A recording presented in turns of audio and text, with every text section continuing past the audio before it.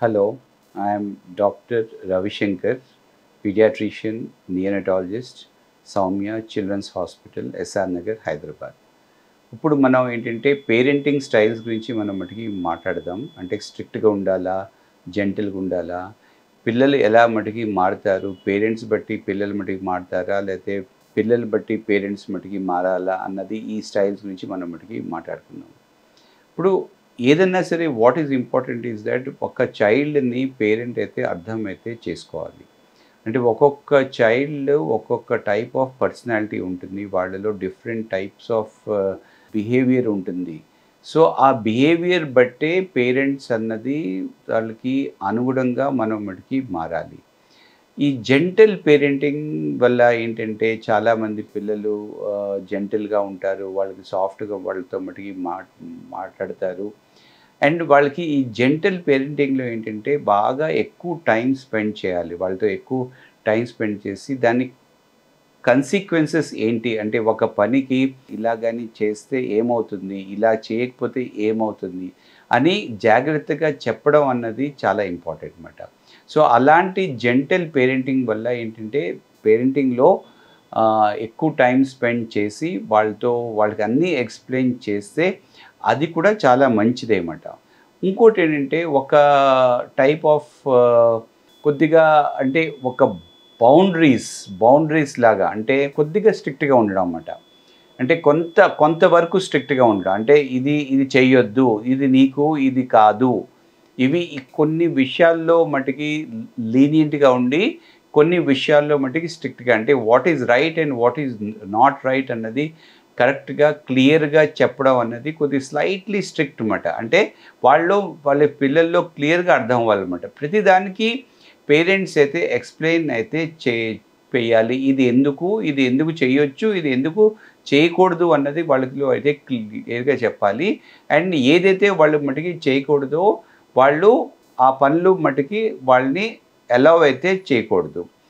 ఎటొచ్చి ఏంటంటే ఆహ్, ఇద్దరు పేరెంట్స్ గానీ, ఫ్యామిలీలో ఎంతమంది ఉన్నారో ఈ అడల్ట్స్ అందరూ ఒకే మాట మీద ఉండాలన్నమాట. అంటే ఒకళ్ళు ఒక మాట, ఇంకొకళ్ళు ఇంకొక మాట మీద ఉంటే, అది కరెక్ట్‌గా వాళ్ళకి అర్థం కాదు. అంటే అదొక టైప్ ఆఫ్ కన్‌ఫ్యూషన్ లాగా వస్తదన్నమాట వాళ్ళలో. అంటే ఏది కరెక్ట్, ఏది రైట్, ఏది రాంగ్ అన్నది వాళ్ళకి మటికి అర్థం కాదన్నమాట.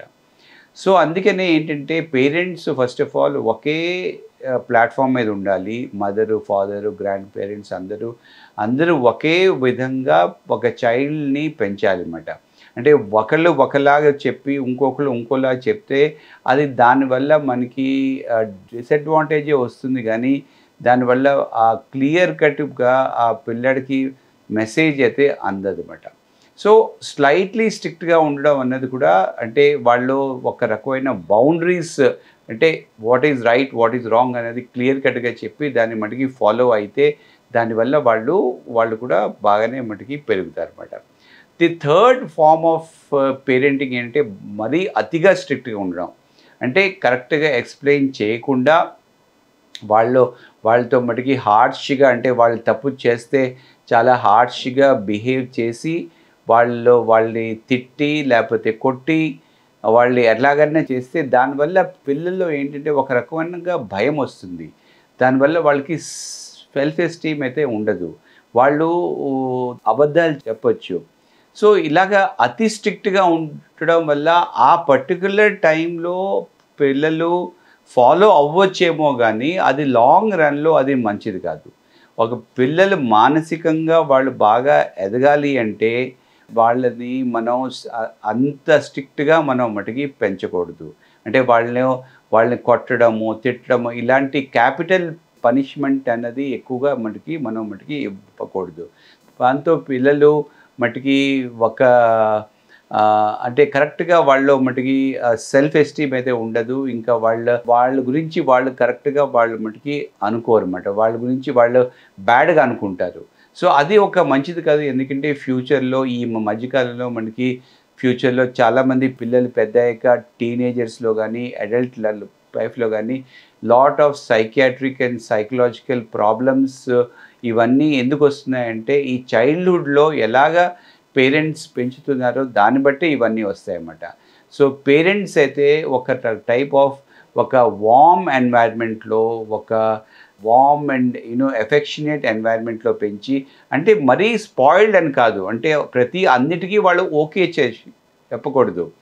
ఏదైతే వాళ్ళైతే చేయొచ్చో దానికి ఓకే చెప్పి, ఏదైతే చేయకూడదో దానికి వాళ్ళు మరి వద్దని చెప్పి క్లియర్ కట్గా వాళ్ళతో ఎక్కువ టైం మటుకి మాట్లాడి, వాళ్ళతో వాళ్ళ పర్స్పెక్టివ్ కూడా వీళ్ళు అర్థం చేసుకొని ఒక్కొక్క చైల్డ్కి ఒక్కొక్క టైప్ ఆఫ్ స్టైల్ మటుకి అడాప్ట్ చేయాల్సి వస్తుంది. అంటే ఒక టైప్ ఆఫ్ హైపర్ యాక్టివ్ చైల్డ్కి ఒకలాగా, ఇంకో కామ్ చైల్డ్కి ఇంకొకలాగా. సో పేరెంట్స్ అయితే ఫస్ట్ వాళ్ళ చైల్డ్ని మటుకి అర్థమైతే చేసుకోవాలి. చేసుకొని ది బేసిక్ థింగ్ ఏంటంటే వాళ్ళకి పూర్తిగా అర్థం అయ్యేటట్లు చెప్పి ప్రతి స్టేజ్లో వాళ్ళకి మటుకి గైడెన్స్ ఇస్తూ, మెంటరింగ్ ఇస్తూ, ఎక్కువ టైం స్పెండ్ చేసి వాళ్ళకి చెప్తూ ఉంటే వాళ్ళు స్లోగా వాళ్ళు మటుకి మెచ్యూర్ అవుతారు. వాళ్ళు మటుకి కాన్ఫిడెన్స్ వస్తుంది. వాళ్ళలో మటుకి సోషల్ స్కిల్స్ అయితే బాగా మటుకి డెవలప్ అవుతాయి. సో ఇలాగా స్లోగా ఈ పేరెంట్స్ బాధ్యత మటుకి చాలా ఉంటుంది. సో పేరెంట్స్ మటుకి డెఫినెట్గా వాళ్ళు ఒక జెంటల్ పేరెంటింగే చాలా ఇంపార్టెంట్ విత్ సమ్ బౌండరీస్ మాట. అంటే బట్ అతి స్ట్రిక్ట్గా ఉండడం అన్నది అంత మంచిది కాదు. Thank you.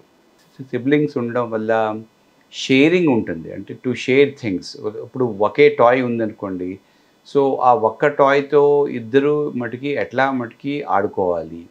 సో ఒకళ్ళు కొంతసేపు ఆడుకుంటారు, మళ్ళీ ఇంకొకళ్ళు ఇంకా కొంతసేపు మటుకి ఆడుకుంటారు.